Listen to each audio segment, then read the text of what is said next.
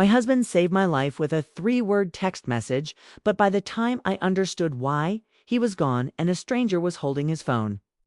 My name is Lauren Hayes. I'm 31 years old and I teach art at a high school in Beaverton, Oregon. I've been married to Daniel Hayes for 6 years. He's 33, works as a fire safety inspector for the city, and he's the kind of person who notices everything. Details other people miss, he catches. It's what makes him good at his job, and it's what saved both our lives. There are other people you'll need to know about in this story. My younger sister. Beth is 28 and works as an ER nurse. She's tough, practical, and the person I call when I need help.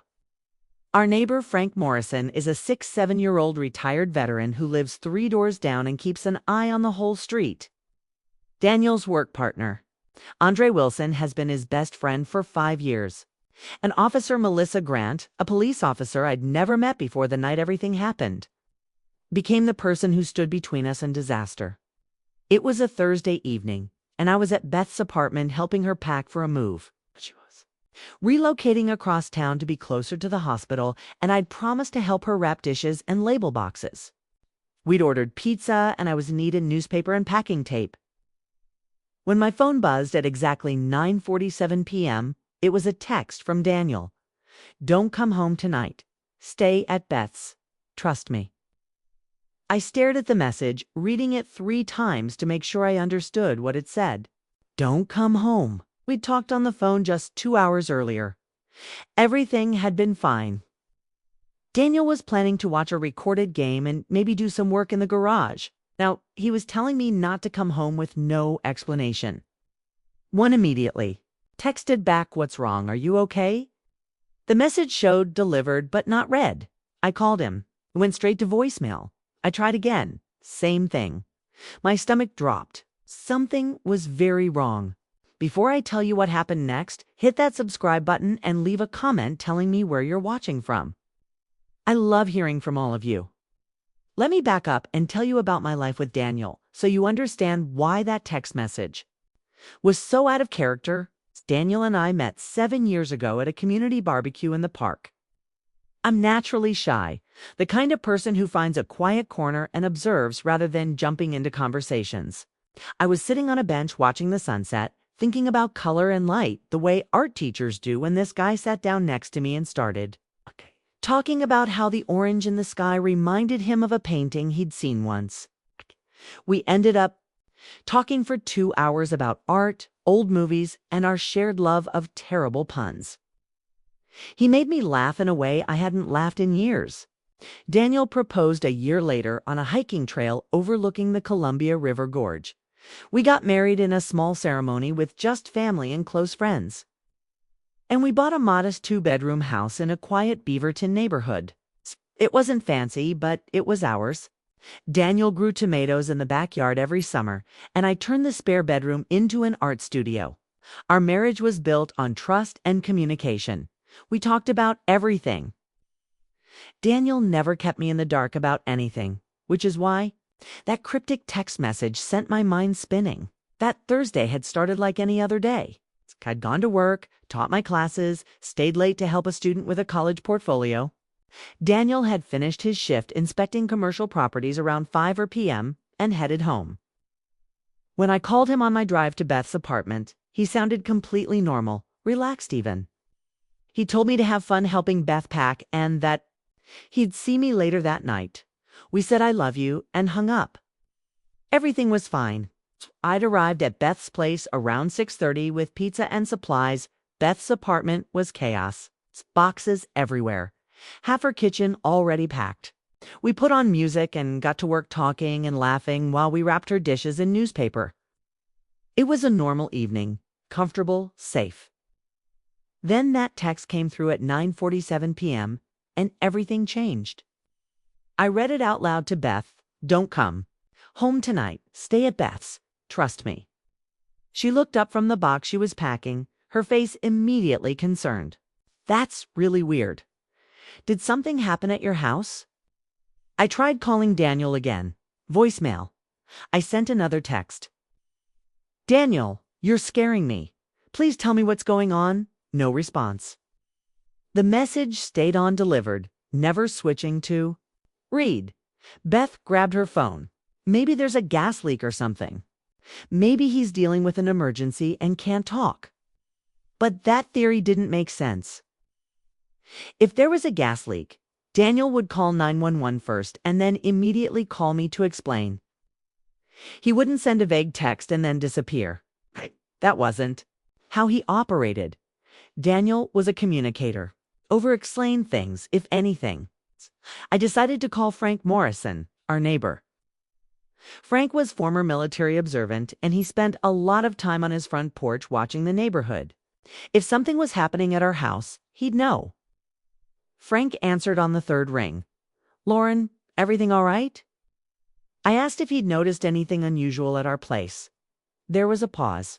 "Actually, yeah. About half an hour ago, I saw Daniel. Leaving his truck, he was moving fast. Didn't stop to wave or nothing, which isn't like him. Then, maybe 15 minutes ago, someone else showed up at your house. I couldn't see who it was from my porch, but they went inside. There's a car in your driveway I don't recognize. Dark sedan." My blood went cold. Someone else was in my house. "Frank, can you see my house right now?" I heard him walking to his window. "Yeah, I'm looking at it now. Lights are on inside. That dark sedan is still in the driveway." I thanked him and hung up, my hands shaking. Beth was staring at me. What did he say? I told her everything. Someone was in our house and Daniel was gone. Beth's first instinct was to call the police. This isn't normal, Lauren. Something's really wrong. But I hesitated. What would I even tell them? My husband sent me a weird text, and now someone's in my house. Sounded paranoid. Maybe Daniel had a friend over. Maybe there was a perfectly logical explanation I wasn't seeing. But the words "trust me" kept echoing in my head. Daniel was asking me to trust him without understanding why. That meant he knew I'd be confused and worried, but he needed me to listen anyway. For the next 2 hours, I sat on Beth's couch staring at my phone. I called Daniel every 15 minutes. Every single call went to voicemail. I tried texting. Nothing. I called Andre Wilson, Daniel's work partner, thinking maybe Daniel had mentioned something to him. Andre hadn't heard from Daniel since their shift. "And did you want me to drive by your place and check it out?" he offered. I almost said yes, but something stopped me. What if showing up there made things worse? What if Daniel was keeping me away for a reason and sending someone to the house would ruin whatever he was trying to do? Beth made us tea that neither of us drank. We sat there in her half-packed apartment, surrounded by boxes and newspaper, waiting for something to happen. I kept refreshing the news on my phone, checking local reports for accidents or emergencies in our area. Nothing. At midnight, Beth suggested we try to get some sleep. Maybe Daniel's phone died? Maybe he'll call you first thing in the morning and explain everything. I knew she didn't believe that any more than I did, but I appreciated her trying to comfort me. I couldn't sleep. I lay on Beth's couch with my phone clutched in my hand, staring at the ceiling, running through every possible scenario. Was Daniel hurt? Was he in trouble? Said something happened that he couldn't tell me about? The not knowing was torture. Every minute felt like an hour. At 2:13 a.m., Beth's phone lit up with a notification. She'd fallen asleep in the chair across from me, but the sound woke her up. She grabbed her phone, glanced at the screen, and her entire face went white. "Lauren." Her voice was barely a whisper. She turned the phone toward me, and I saw the breaking news alert. There was a photo of a house completely engulfed in flames. My house. Our house. The place where Daniel and I had built our life together was burning. The headline read, "Explosion and Fire in Beaverton Neighborhood. Multiple emergency responders on scene." I grabbed the phone from Beth's hand and stared at the image. Flames were shooting out of every window. The roof had partially collapsed. Fire trucks surrounded the property, spraying water that seemed to do nothing against the inferno. I couldn't breathe, I couldn't think. That was my home, the kitchen, where we cooked Sunday dinners. It's the bedroom where we talked about our future. The studio where I painted. All of it was gone. Oh. Beth was saying something, talking about getting in the car and driving there, but I couldn't hear her over the ringing in my ears. My hands were shaking so badly, I almost dropped the phone. Where was Daniel? He told me not to come home. Did that mean he knew this was going to happen? Was he trying to protect me? Or was he inside when it happened? I dialed his number one more time, not expecting an answer, just needing to try. This time, someone picked up, but it wasn't Daniel's voice. It was a woman.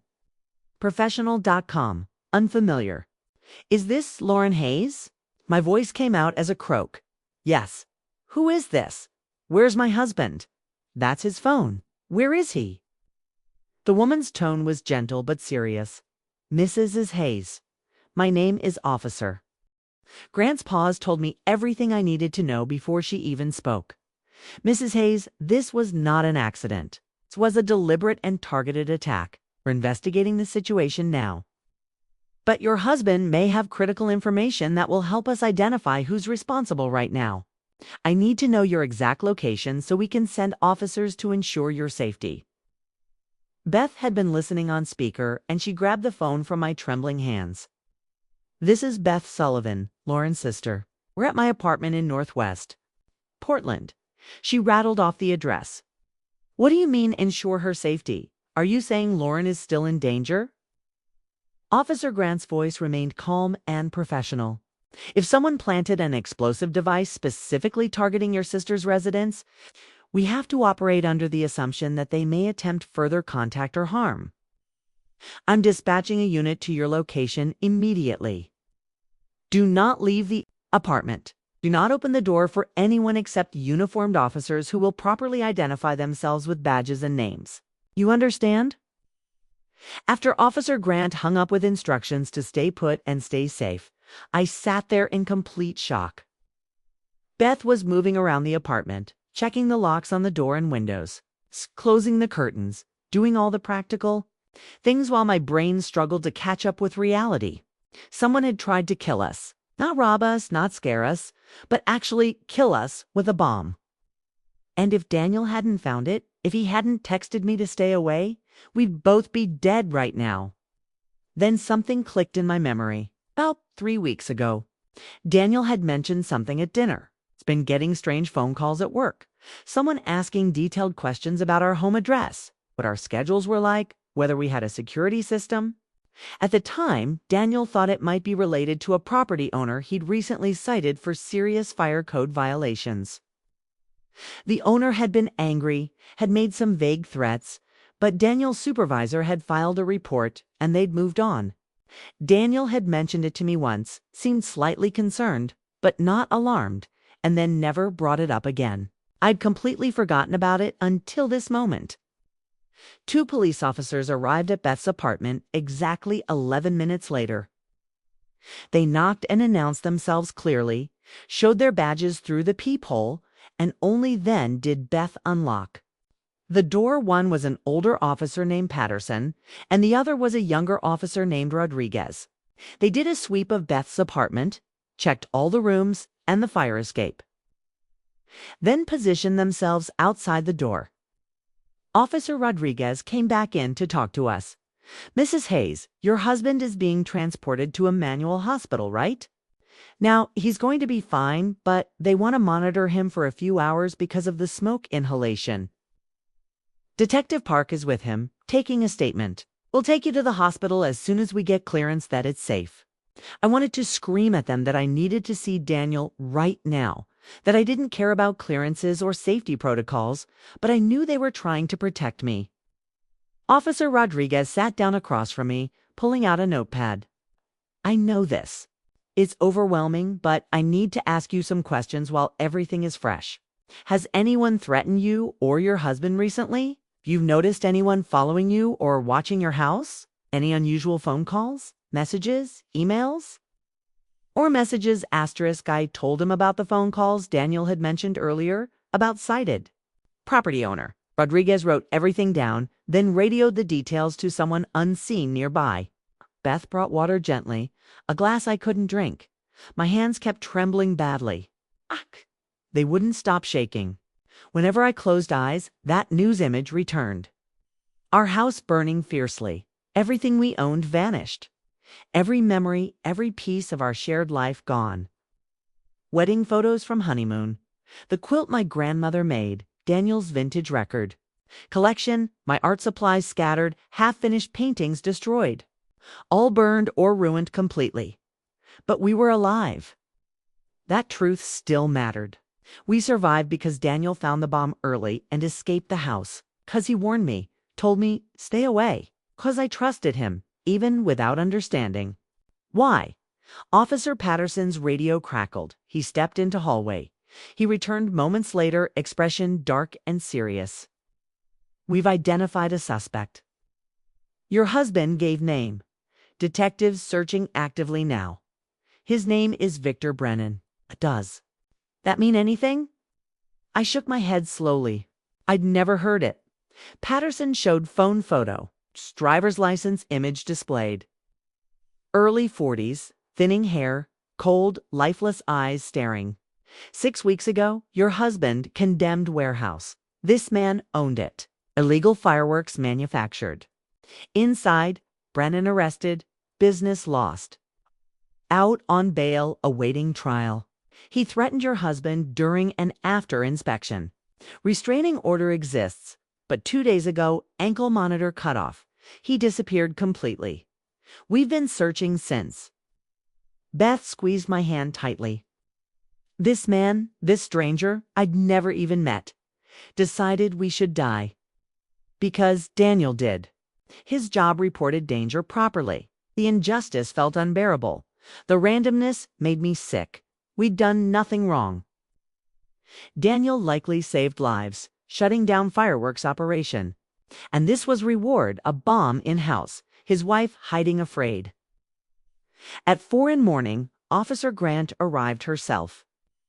Tall, late 30s maybe, sharp eyes seeing everything. Mrs. Hayes, I'll escort you to hospital personally. Officers are positioned. Their location fully secure now. Your husband keeps asking. I stood up quickly. Dizziness hit me instantly. Beth steadied my arm. I'm coming too, she said firmly. Officer Grant nodded once. That's fine. Stay close. Follow instructions exactly. No exceptions at all. The drive felt unreal. Sunrise painted soft colors, orange and pink hues. Beautiful, under different circumstances. Officer Grant drove cautiously, checking mirrors repeatedly. She was watching carefully, ensuring no one followed. The thought chilled me. Someone watching us now, waiting to strike again. My skin crawled intensely. We entered hospital garage. Grant parked by elevator. Police vehicles marked clearly. Stay between Rodriguez and me. Don't stop for anyone. Understood, she asked. We nodded silently, following her inside. Hospital hallways felt eerie, quiet at that hour. Just humming machines, occasional monitor beeps. Grant guided us through corridors, a confusing maze inside. Third floor room awaited. 2 officers guarding door. She nodded to them. They stepped aside respectfully. When I saw Daniel sitting upright in bed, face covered in soot, arms wrapped in bandages, oxygen tube beneath nose, I completely broke apart. I rushed to him, careful not hurting him. We held each other tightly as I cried uncontrollably.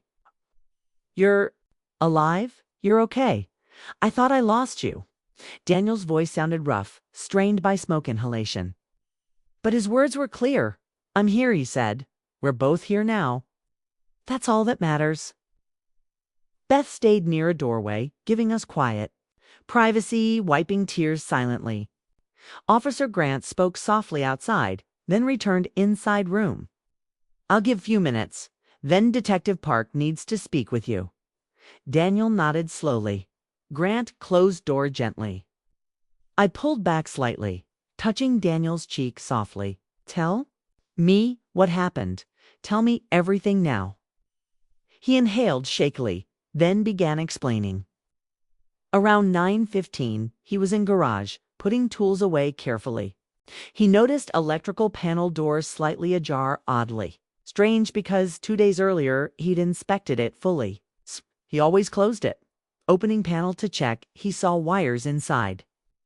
They didn't belong there. His fire inspector training kicked in immediately. Those weren't normal wires. Different colors and gauge connected to hidden device. Hands shaking badly, he removed panel cover. That's when he saw it. A device with timer counting down rapidly. He had 43 minutes. I didn't touch anything. I didn't play hero. I backed away slowly, grabbed phone and keys, left house immediately. He called 911 from his truck driving away, gave address and details. Dispatcher sent bomb squad. Told him stay far away, then he called me. He made a decision. If I told you bomb, you'd panic immediately. You'd rush home anyway, or you'd call me 100 times. And I needed you to stay distant safely, so I kept things simple. Don't. Come home tonight. Trust me. Please trust me. I knew confusion would follow and worry would flood in, but I knew you'd listen.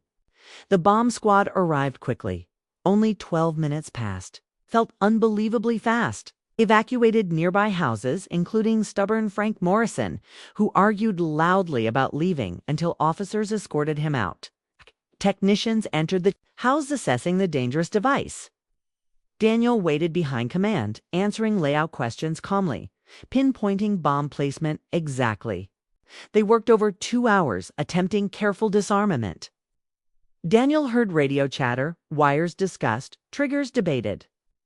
At 11:43 p.m., everything suddenly went wrong. Maybe wrong wire was cut, or a failsafe activated. Either way, it exploded. Daniel stood behind fire truck when the blast erupted. The shockwave Knocked him down, slamming him onto asphalt. That's how burns happened, on arms and back. Flying debris, sliced skin, cutting face and hands. The sound was overwhelming, leaving ringing silence behind. For seconds, he heard nothing. When he stood and looked, our house burned fiercely. Flames swallowed everything fast. 3 bomb technicians were injured, but thankfully all survived. Protective gear saved lives. Detective Park arrived exactly 500 a.m. sharp. Late 40s, gray hair, eyes tired from horrors. He skipped pleasantries entirely. Mr. Hayes, we must talk about Victor Brennan specifically. Daniel nodded painfully, adjusting position with wince. Detective Park opened files. 6 weeks ago, you condemned Thurman Street warehouse. Inspection showed illegal fireworks. Explain what you discovered. Daniel described neighbor complaints, odd smells, small explosions. He arrived with Andre, his longtime inspection partner. Inside, massive illegal operation. Thousands of fireworks manufactured. Conditions extremely dangerous inside. Open flames, near explosives, no ventilation anywhere present. No suppression systems installed. Chemicals stored improperly everywhere. A disaster waiting patiently. 1 spark-leveled blocks. I condemned property immediately. Reported everything to police. Victor Brennan was present, furious, screaming threats loudly. Said Daniel ruined everything, promised he'd pay dearly. Detective Park flipped pages. Brennan arrested same day. Charged with explosives, manufacturing, reckless endangerment, code violations. He posted bail weeks later. House arrest was ordered. 2 days ago, monitor cut, vanished. Warrant issued immediately. Park looked at Daniel. This bomb was sophisticated. Builder knew exactly how. Components matched fireworks materials. We're certain it's Brennan. My stomach twisted hard. Still out there? Could he try again? Park's expression stayed grim. That's why officers protect you. Papa, I have. Proposal, media reports, explosion casualties, no names released publicly. Brennan thinks attack succeeded. He believes you're dead. We want it that way. If careless, he slips. but protective custody required. Beth spoke from doorway. For how long exactly? Park shook his head. Days, maybe weeks. But I promise this. Every officer is searching. We will find him. Daniel squeezed my hand. What do you think? I saw my husband, bandaged, exhausted, hurting. I remembered the bomb. How close death came. We do whatever necessary. Stay alive. Stop him. By 7 that morning, we moved to Safe House. Outskirts of Portland quietly. Small, plain rental home. Could have been anywhere. 2 officers guarded outside. Beth allowed visits only. Each visit required clearance. I called my principal, explained family emergency briefly. Needed substitute indefinitely. I couldn't tell truth. Daniel called supervisor similarly. Our lives were overturned. Normal felt very distant. 3 days passed watching news. Reports mentioned injuries, fatalities. No names were shared. I hated the deception. Friends thought I was dead. Detective Park insisted necessity. 4th morning, plan worked. Victor Brennan entered hardware store, buying bomb-making materials. Clerk recognized wanted posters. Quietly called 911. Police arrived quickly outside. Brennan arrested without resistance. Park called us immediately. Relief made me dizzy. It was finally over. Then Park added something. Something froze my blood. There's more you need. Brennan wasn't working alone. My heart stopped beating. What do you mean exactly? Park spoke very seriously. Victor has younger brother. Dylan Brennan is name. No criminal record initially. Helped plan entire attack. He surveilled your house. Learned routines carefully. Helped plant the device. Here's the hardest part. During Victor's arrest, Dylan was nearby, 2 blocks from Safe House. The room spun violently. Beth steadied me quickly. Daniel sat upright, grimacing. Park continued calmly speaking. Officer Grant noticed suspicious vans circled block multiple times. Plates came back stolen. Backup was called immediately. Dylan sat inside van packed with explosives, enough to destroy block, waiting for a perfect moment. Without Grant's instincts, you'd both be dead. Air left my lungs. We'd nearly died again. Danger unseen the whole time. Officer Grant saved us twice. First contacting me safely, then stopping Dylan. Park's voice softened slightly. Both brothers are jailed. Dylan faces many charges. Neither will leave prison. You're safe now. Later. That afternoon, I asked to meet Grant. Park arranged the meeting. She arrived around 3. Up close, impressive presence. Tall, confident, observant eyes. I tried thanking her. She raised her hand. No thanks are needed. This is my job. I shook my head. You went beyond duty. You paid attention always. Because of you, we're alive today. Her eyes grew watery. She looked away briefly. 10 years ago, I lost my sister. Domestic violence took her. Threats escalated for months. Reports weren't taken seriously. 3 weeks later, he killed her. Her voice cracked softly. I made a promise then. Never ignore warning signs. Never dismiss instincts. Every detail matters. One officer could have saved her. I hugged Officer Grant. She hugged me back. 2 women standing together, touched by violence, saved by vigilance. She smiled. Afterward, glad I could help. Your husband trusted training. He saved you both. She was absolutely right. Daniel noticed something wrong, refused to ignore it. That choice saved us. The investigation moved quickly. Both brothers accepted deals. Evidence was overwhelming. Cameras showed surveillance. Receipts proved materials. Texts detailed planning. Forensics linked device. Victor confessed, believing success. Public defenders advised guilty pleas. Victor pleaded guilty later, received 40 years federal. No parole possible. Dylan received 25. Judge condemned both clearly. I attended both hearings. Daniel beside me. Beth on other side. Judge asked for a statement. I stood and spoke. You destroyed our home. But you didn't destroy us, asterisk, and every day we wake up alive is a reminder that good people notice, who trust their training, who refuse looking away. Those people are stronger than all of your hate. Officer Grant noticed Van circling our safe house, and she didn't dismiss it. Daniel noticed wrong wires that clearly didn't belong, and he didn't ignore them. Those tiny moments mattered. Those instincts saved us. You wanted fear to win, but instead we live grateful. Victor stared through statement, empty eyes showing nothing. No regret, no remorse. Dylan at least looked down, hands clasped in shame. When I finished speaking, the judge thanked me calmly, then dismissed the courtroom. They led Brennan brothers away, metal cuffs clinking softly. I felt weight lifting slowly. It was truly finished. They could never hurt us or anyone else again. Our house was completely lost. Insurance confirmed what we knew. Between blast, fire damage, and water from hoses, nothing remained salvageable.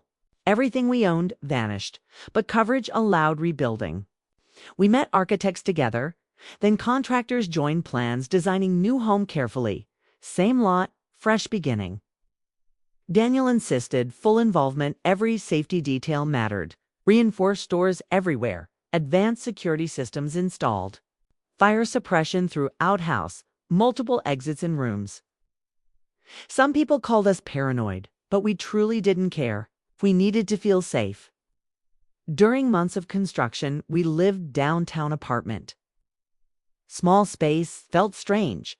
Temporary furniture surrounded us, borrowed belongings everywhere, yet oddly freeing inside. We weren't tied anymore. Possessions felt less important. We learned things replaceable, but people never are. Evenings spent talking deeply about what truly mattered.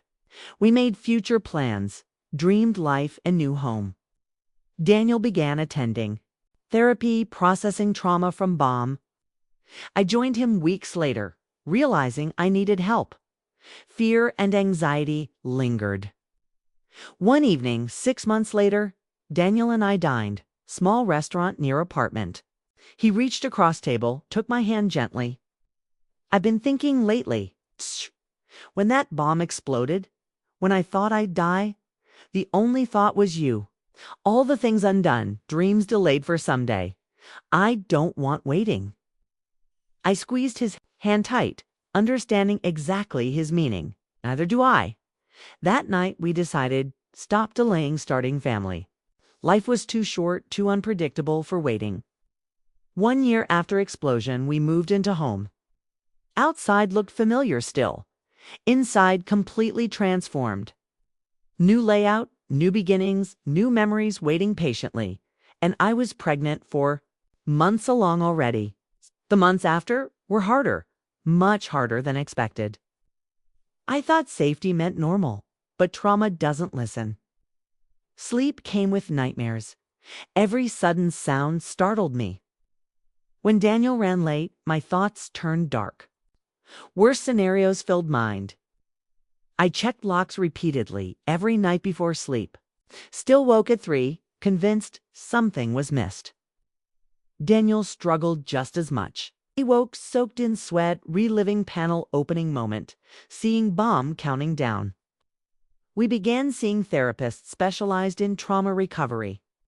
Progress was painfully slow, but nightmares eased gradually. We learned coping strategies, grounding when panic struck, supporting each other, healing. Beth was affected deeply. She'd been there that night, seen me break apart, driven me to hospital, not knowing Daniel's fate as a nurse. She handled emergencies daily, but family danger shattered training. She joined crisis intervention team, helping families through trauma. Turning fear into purpose, helping others heal, made pain feel meaningful. Our elderly neighbor, Frank, became dear close friend. He'd been evacuated that night, watched our house burn, called us every day while we stayed hidden. When we moved back home, Frank was first invited. He brought a doormat reading Home Sweet Home, and we all cried. He told us proudly through war and peace, he'd never seen trust like what we shared. Few trusted each other when it mattered most. That's what saved you. Andre took it personally. Daniel's work partner suffered guilt. He blamed himself constantly for ignoring Brennan's threats, for not pushing protection. Daniel reassured him often, no one could predict bomb. Still, Andre carried burden but turned guilt into action. He pushed safety protocols for inspectors facing hostility, training for threat escalation, tracking dangerous individuals. Within 1 year, City implemented new measures, protecting inspectors everywhere. Good grew from horror. Officer Melissa Grant and I kept in close contact, meeting for coffee often. She became more than just our life-saving officer. Shebakum, a close friend, someone who truly understood what it meant to lose everything, then rebuild again. She lost her sister, turned grief into purpose, protecting strangers every day. I nearly lost my life learning how to use the second chance given. We talked about trauma, about healing slowly together, finding meaning within chaos, random violence, chosen kindness. She stood beside me when I learned I was pregnant with our child, crying happy tears too. Media attention became intense for a short, loud time. Local teacher and inspector survived bomb attack headlines. We did one interview with local news station to publicly thank Grant, the bomb squad technicians, who risked their lives, and Frank Morrison, too, for caring his neighbor. We wanted people knowing we survived because others chose to help, too. Notice, to act. After that interview, we declined all requests. We didn't want identity defined by worst moment. We wanted moving forward. Daniel began speaking publicly, fire safety conferences region-wide. He shared finding the bomb, trusting training under pressure, choosing evacuation over heroics. That slightly open panel, he told crowded rooms, saved my life completely. If I'd ignored it, delayed or dismissed it, I wouldn't stand here. Pay attention always. Trust your training fully. Never ignore warning signs. Audiences filled every time. Inspectors thanked him later, said his story changed them, made them more vigilant. I brought lessons into class in ways unexpected before. I taught students about trust, about Daniel asking faith without explanation given, and how that saved me. Trust isn't understanding everything, I told my students. It's believing someone cares, even without full picture. They responded with honesty, shared stories of trust and missed instincts too. My classroom became space for more than art. We talked about life, relationships, intuition, listening to inner warnings. 2 years after explosion, Daniel and I sat on rebuilt porch quietly, watching our 6-month daughter play on blanket grass. We named her Hope because that's meaning. It's hope for future days. It's hope after terrible loss. Hope life rebuilds beautifully. Daniel reached for my hand. Do you ever wonder what if you hadn't trusted that text message night? If you came home anyway? I nodded slowly. I thought about it often, more than I admitted. We were incredibly lucky. Lucky you found bomb. Lucky I listened fully.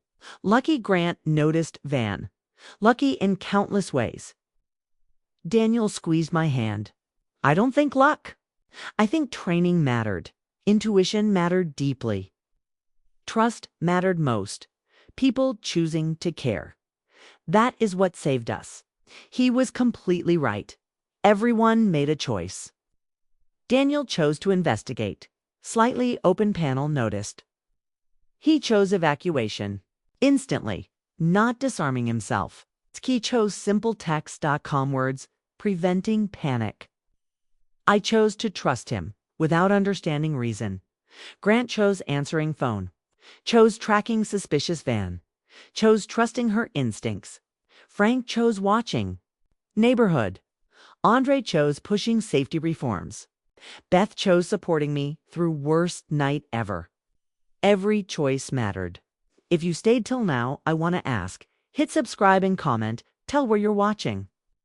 But more importantly, think about trusted people. Thank them sincerely. Tell them their value, because trust might save you. The lesson I learned is simple but powerful. Trust proven, trustworthy people. When Daniel told me, "Don't come home, trust me," he wasn't controlling me. He relied on years, 6 years of marriage, never breaking my trust. He earned it daily through honesty, consistency, care. That's why I listened. If someone you trust says something confusing, listen anyway. They may see danger. You cannot yet. They may know things they can't explain. Trust isn't control. It's believing someone cares enough to protect you. I also learned heroes differ. They aren't always dramatic. Sometimes hero is inspector noticing open panel. Sometimes hero is officer watching circling van. Sometimes hero is neighbor noticing strange cars.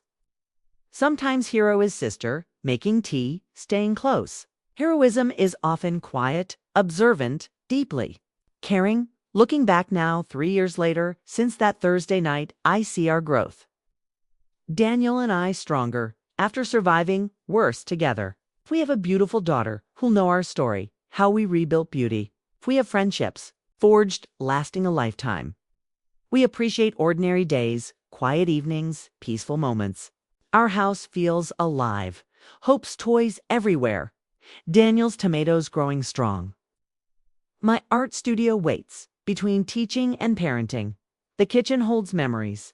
Sunday dinners together. It's not same house, but it's a good home. Maybe even better now because we know value. How fragile life is, how lucky we are. I keep that text saved. Don't come home tonight. Stay at Beth's. Trust me. Those 11 words saved me. I read them sometimes on hard, overwhelming days. They remind me of love, strong enough to protect. They remind me trust is powerful force. They remind me survival is worth celebrating. I'm Lauren Hayes. My husband saved me with 3 simple words. Trust me. We lost our house, our things, our safety. But we kept our lives. We kept each other. We kept our future. We learned trust, intuition, attention to detail aren't just good traits. They are survival skills. When someone who loves you asks for your trust, honor that request. When instincts warn you, investigate immediately. When something doesn't, belong, don't ignore it. These small moments matter. They separate death, survival, trust saved my life. Let it save yours.